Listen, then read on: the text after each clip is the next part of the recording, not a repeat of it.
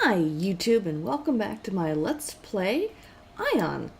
Alright, so we are still in Pandemonium. We arrived here at the end of the last episode and just kind of finalizing some of my Pandemonium quests. And actually I'm going to be coming back and forth to Pandemonium a little bit more frequently in the next few episodes.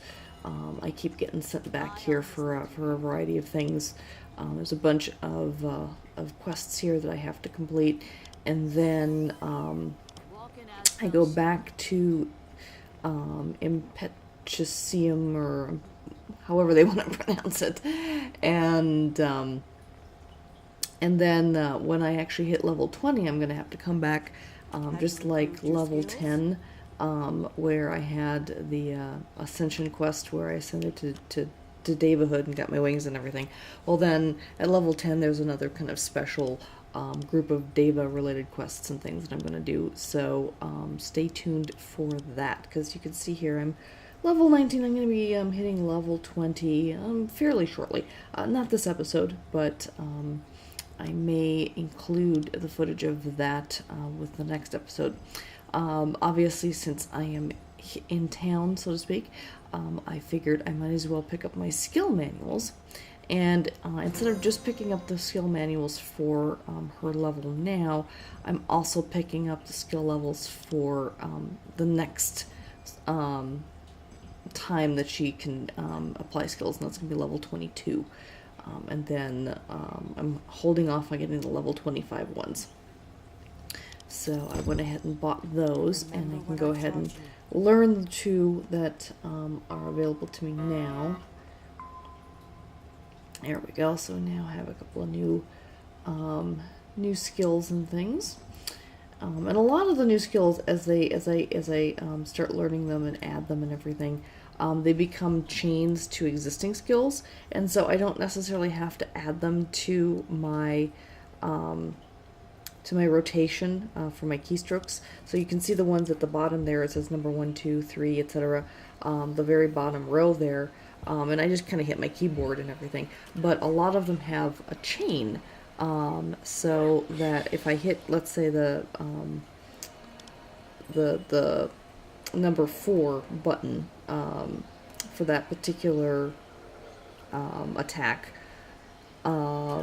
there's a little bit of a time and a timeout, but then once that's up, there's going to be another attack on top of that I can use, and then there's going to be another one, etc. I think it right now I have it chains twice, I think, but then it'll continue as I continue to build my skills and everything. It'll continue to chain more and more, which is kind of nice. It's one of the things that World of Warcraft doesn't do. So that, you know, that way I don't have to crowd my rotation keyboard with too many spells all over the place. You know, I can have a nice little rotation. Eventually I'm going to end up using all 10, or let's say 10, 11, 12, all 12 of the buttons at the bottom for attacks with chains, and some of these things like picking up loot and returning home and healing and everything, I'm going to end up having to move up to one of the other bar things where I don't necessarily need to have them access to them instantly. Alright, so here you can see part of Pandemonium, and you can see some of these people with their the armor and stuff. That's the other class for the Technist. So I'm the Gunslinger class, and I think I mentioned this in the last episode, that they have this new class now, which I, for some reason, have completely forgot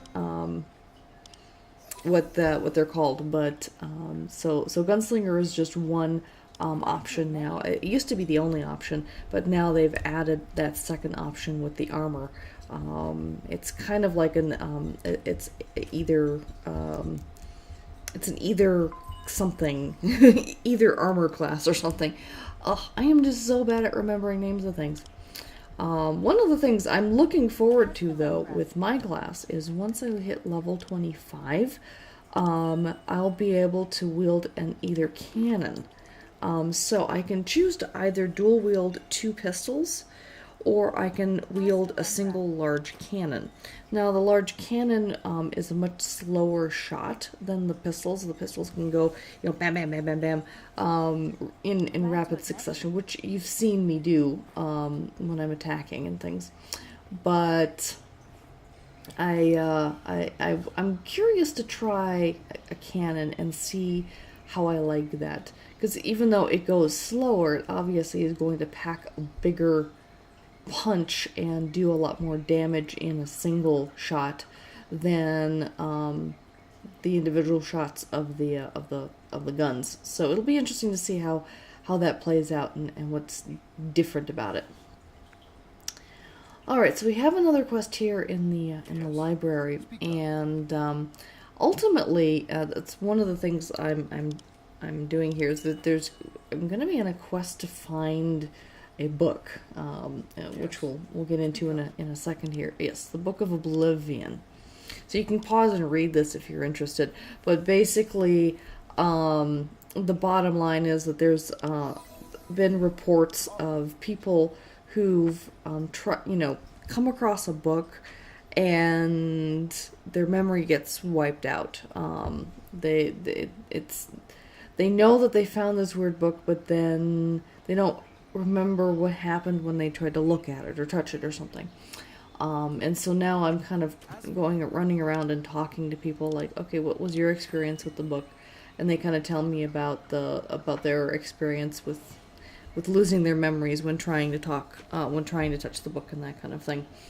And so then ultimately I go on a quest to try and find the book myself and see what happens.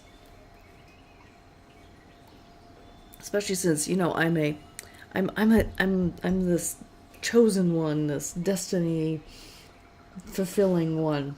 Of course, so are pretty much all the other players in the game.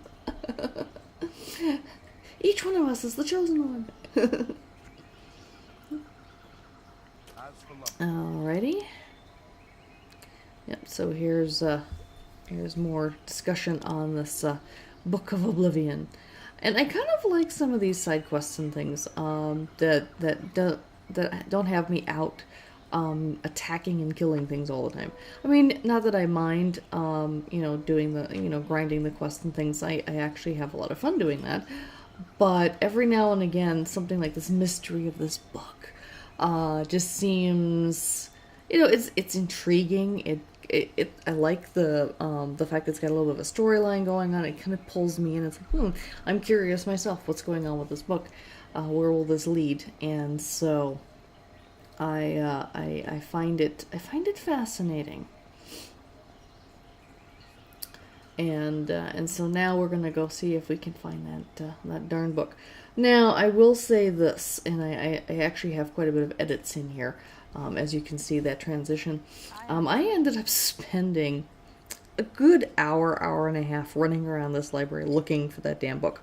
Obviously, I'm not going to include all that footage in this episode. So I kind of cut through parts of it, because I actually ended up finding a bunch of books where there's actual text and stories and stuff. And I was like, oh, let me just read this. And so that's one of the reasons it took me so long, is because I spent a lot of time actually just sitting there reading. Okay, so here I am looking like, okay, how do I find these books? And there we go. Here's how I found one of the first ones. Is you mouse over and like, oh, okay, here's a book. That's interesting. So let's open this one up.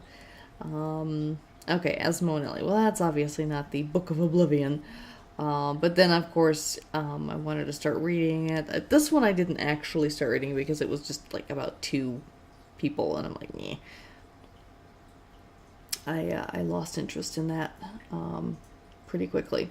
But then here I found another one that was even more interesting. And stay tuned, you'll get to see a nice story. The world of Atreia was created by the god Aion as a paradise where all could live in his abundance.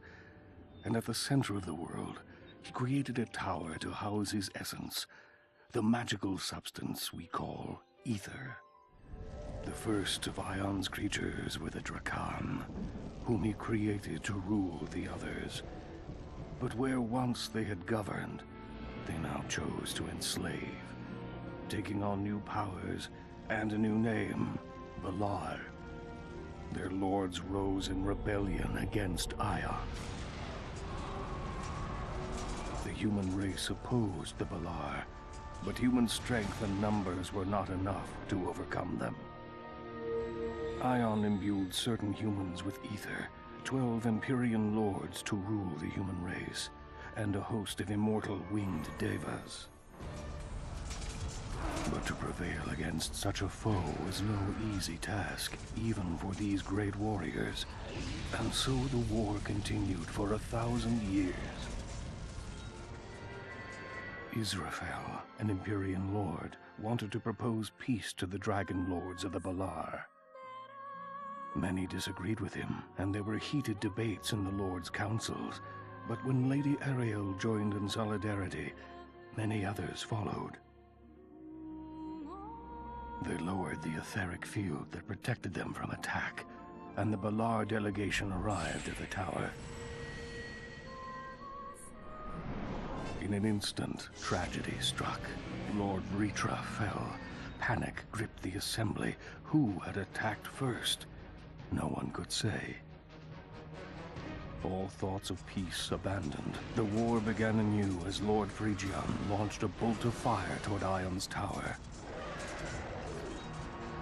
Without the protection of the etheric field, the tower broke apart under the Valar attack.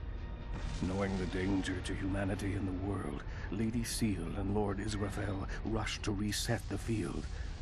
Sacrificing themselves, they averted the complete destruction of Atreia, but not in time to prevent a cataclysm that shattered the world into pieces.